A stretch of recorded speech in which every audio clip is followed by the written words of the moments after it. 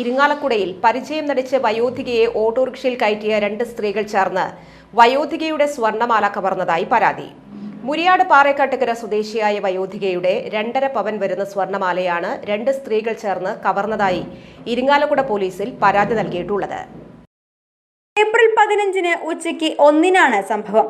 Irinjalakuda general ആശുപത്രിയിൽ എത്തിയതായിരുന്നു വയോധിക. ഡോക്ടറെ കണ്ട ശേഷം തിരികെ വീട്ടിലേക്ക് മടങ്ങാൻ ആശുപത്രിക്ക് മുൻപിൽ ബസ് കാത്തു നിൽക്കുന്നതിനിടെ പരിചയപ്പെട്ട 30-40 വയസ്സ് പ്രായം തോന്നിക്കുന്ന 2 സ്ത്രീകൾ പോകും വഴി വീട്ടിൽ ഇറക്കാമെന്ന് പറഞ്ഞ് വിശ്വസിപ്പിച്ച് സമീപത്തെ ഓട്ടോറിക്ഷ പേട്ടയിൽ നിന്ന് ഓട്ടോറിക്ഷ വിളിച്ചു വരുത്തി വയോധികയെ ഇരുവരുടെയും മധ്യത്തിലിരുത്തി മുരിയാട് ഭാഗത്തേക്ക് പോയി.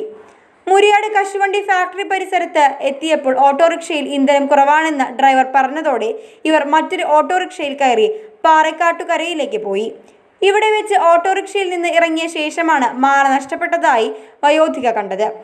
തുടർന്ന് ഇരിങ്ങാലക്കുട പോലീസിൽ പരാതി നൽകുകയായിരുന്നു. തുടർന്ന് പോലീസ് ഠാണാവിലെ ഓട്ടോറിക്ഷ പേട്ടയിൽ നിന്ന് സ്ത്രീകൾ വിളിച്ച ഓട്ടോറിക്ഷ ഡ്രൈവറെയും മുരിയാടുള്ള ഓട്ടോറിക്ഷ ഡ്രൈവറെയും കണ്ടെത്തി ചോദ്യം ചെയ്തു. CCTV ദൃശ്യങ്ങൾ കേന്ദ്രീകരിച്ച് പ്രതികൾക്കായുള്ള അന്വേഷണം തുടങ്ങി.